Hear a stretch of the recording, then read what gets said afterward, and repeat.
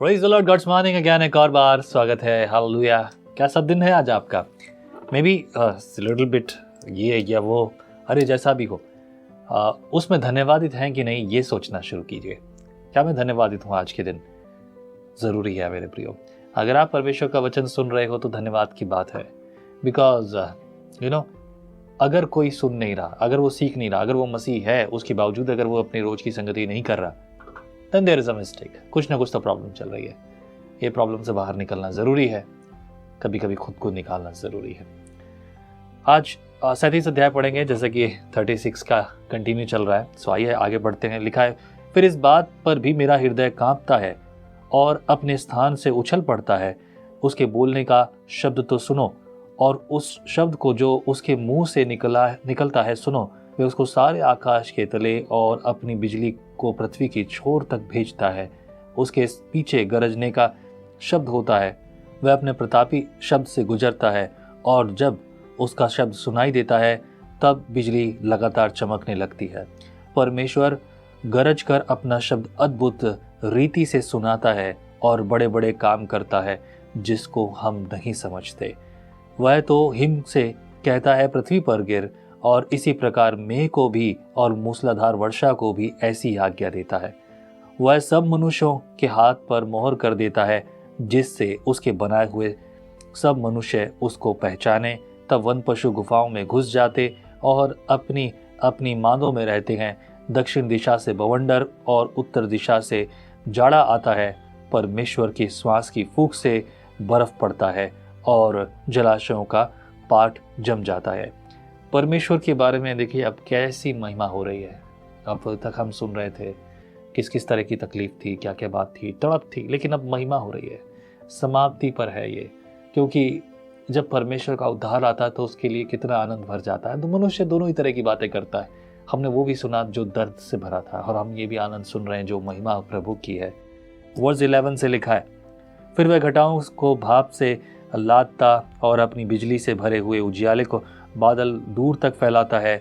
वे उसकी बुद्धि की युक्ति से इधर उधर फिराए जाते हैं, इसलिए कि जो आज्ञा वह उनको दे उसी को वे बसाई हुई पृथ्वी के ऊपर पूरी करे। चाहे ताड़ना देने के लिए, चाहे अपनी पृथ्वी की भलाई के लिए, या मनुष्यों पर करुणा के लिए वह उसे भेजे। हे अय्यूब, इस पर कान लगा और सुन ले। चुपचाप खड़ा रह और परमेश्वर के आश्चर्य कर्मों पर विचार कर। क्या तू जानता है कि परमेश्वर कैसे अपने बादलों को आज्ञा देता और अपने बादल की बिजली को चमकाता है? क्या तू घटाओं का तौलना या सर्वज्ञानी के आश्चर्य कर्म का जानता है?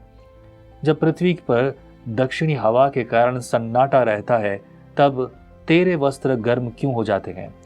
फिर क्या तू उसके साथ आकाशमंडल को तान सकता है, जो ढाले हुए दर्पण के तुल्य दृढ़ है?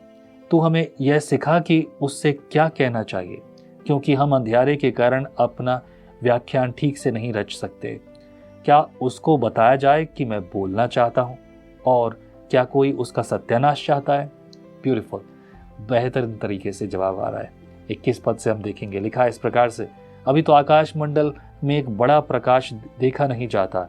जब वायु चलकर उसको शुद्ध करती है, उत्तर दिशा से सुनहली ज्योति आती है। परमेश्वर भय योग्य तेज से विभूषित है। सर्वशक्तिमान जो अति सामर्थी है, उसका जिसका भेद हम पा नहीं सकते। वह न्याय और पूर्ण धर्म को छोड़ अत्याचार नहीं कर सकता। इसी कारण सज्जन उसका भय मानते, और जो अपनी दृष्टि में बुद्धिमान है उस पर वह दृष्टि नहीं करता।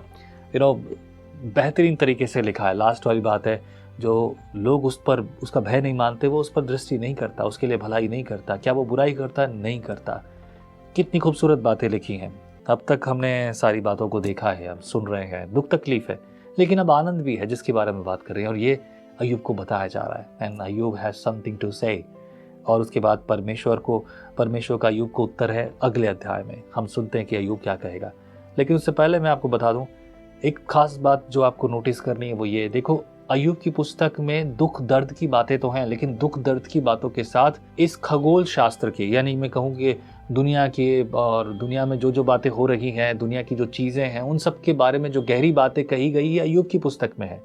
बहुत सारी पुस्तकों में सीधे परमेश्वर का और मनुष्य के बीच के बीते बातें हैं, लेकिन यहाँ पर जो बातें हो रही हैं इनमें अय्यूब जो उत्तर दे रहा है, प्रत्युत्तर दे रहा है, उसके दोस्त जो बात कर रहे हैं, इन बातों में नक्षत्र और खगोल शास्त्र, सीधे शब्दों में कहूँ तो खगोल शास्त्र के बारे में, यानी सूरज, चांद, चंद्रमा, हर चीज़ जो भी पृथ्वी पर है उसकी चाल चलन, उसका व्यवहार, उसका कार्य, उन सब के बारे में बात हो रही है, which is not simple thing.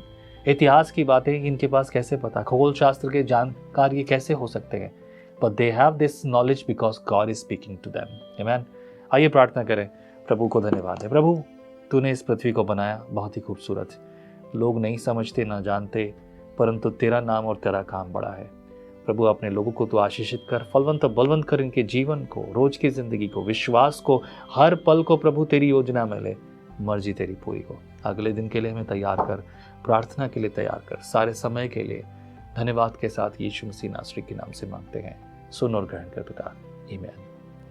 प्रभु आपको आशीष करे। फिर मुलाकात होगी। जय मसीह की। परमेश्वर का वचन जीवन देने वाली रोटी है। आओ हम इस जीवन देने वाली रोटी का और मजा लें विजनरी टीवी पर। हम हमेशा सोचते हैं कि शायद मैं भी बाइबल कॉलेज जाकर बाइबल को अच्छे से सीखता, पर अब आपके लिए है visionary TV, deep Hindi Bible study के लिए।